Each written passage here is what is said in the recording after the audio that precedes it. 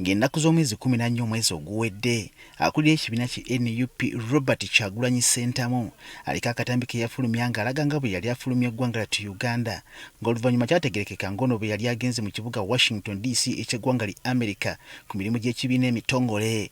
Ngenze bweru w'eggwanga okwatagana ne bannaffe ab'enjawulo n'ebitongole eby'enjawulo okola emirimu egy'enjawulo naye ng'emirimu egyo gyonna gikwatagana na struggle yaffe y'okununula eggwanga lyaffe Uganda. Okuva lwe yagenda ono aliko enkuŋŋaana zazzaabiramu n'abantu ab'enjawulo okuli abakulembeze b'amawanga abalwanizi b'eddembe ly'obuntu nga kw'ogasse n'abalala.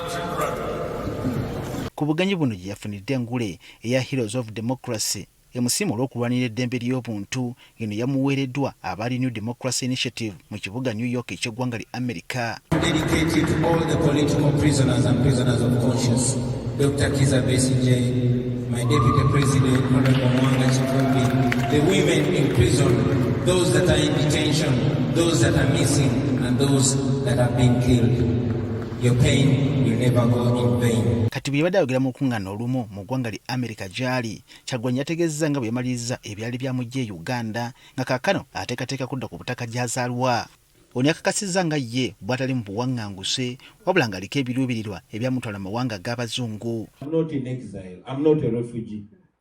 Yeah. No, I am not. I'm only bearing all characteristics of a refugee.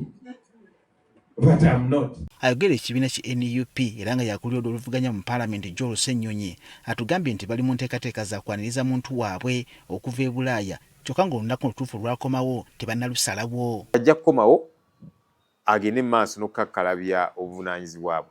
Ono atugambye nti Kyagulanyi tagenda kuddira mu kwekweka nga bwe yagenda era ng'enteekateeka zonna za kutegeeza bannayuganda mu butongole. Kadeeti tumaze ogikakasa tujja tegeeza bannansi akomawo ku lunaku luno ssaawa zino ku nnyonyi eno era kino kyatandikirako. So ensonga zino zonna tujja kuba tuzanjula eri eggwanga kubanga tewali kyakukwekerera ono omukulembeze. Ssenyonyi atugambye nti newankubadde mukama waabwe abadde wala naye abadde bawuliziganya entakera era ng'abalambika ku nzirukanya y'ekibiina kiyaleka mu mikono gy'omumyuka we Dr. Lina Zedriga. Oluusi ne meeting ezimu azibeeramu ku video link tekinologiya kati yajja era ng'agoberera ne tumuwa brief biki ebigenda maaso biki bye tuplaninga kugamba wanaakomerawo abe nga already amanyi ekigenda mu maaso nga atandikirawo kubanga agoberera era tuli ntaaki naye tuwuliziganya nnyo naye ku nsonga ez'enjawulo. Kigwa nakijjukira nti nga tannagenda bweru yasooka kudduka mu maka ge ng'ennaku z'omwezi 16 January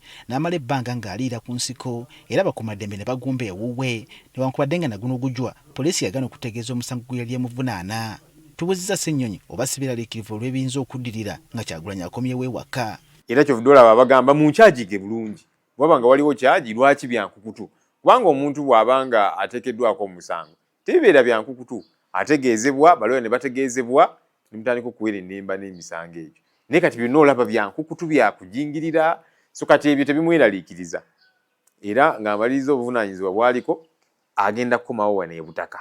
Mu ngeri emu Ssenyonyi ayogedde ku kya mukyala w'omuyambi wa Kyagulanyi Sheriff Najja Ssenyonjo amanyiddwa nga Don Sheriff ngono ye Fawzia Nattabi eyakwatibwa ab'ebyokwerinda gye buvuddeko. Era mu kooti twateekayo okusaba mateeka kye tuyita application for writ of habeas corpus nga tusaba kooti eragire gavumenti omuntu ono emuleeta oba mufu oba mulamu. Kaakati mu kuddamu kwabwe gavumenti Attorney General, poliisi n'abalala ebitongole ebirala CDF kubanga bonna twabateeka mu musango ogwo bonna ne bawandiika ne bagamba nti omuntu ono ffe sifa abamulina era n'ebimukwatako titubimanyi.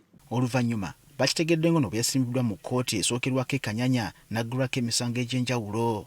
Tewali balooya bategeezeddwa ab'eŋŋanda z'ebbaawe naki tebaategeezeddwa. In fact omuntu omu ku kkooti yatubiddeko ne batutegeeza nti omuntu ono si gwe mubadde munoonya ebbanga lino lyonna naye nga already bamrimandinze dda. Atugambye nti ku bbalaza ya Sabbiiti ejja bannamateeka b'ekibiina baakugenda mu kkomera e Kasangati okwongera okumanya embeera gy'alimu nga kw'ogasse n'emisango egyamugguddwako.